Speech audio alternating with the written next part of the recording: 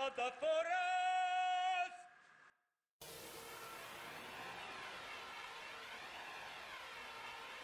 Living faith.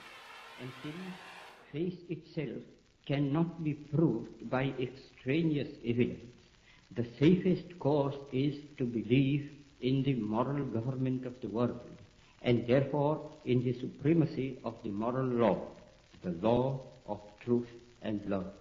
Exercise of faith will be the safest where there is a clear determination, summarily, to reject all that is contrary to truth and love. I confess that I have no argument to convince through reason.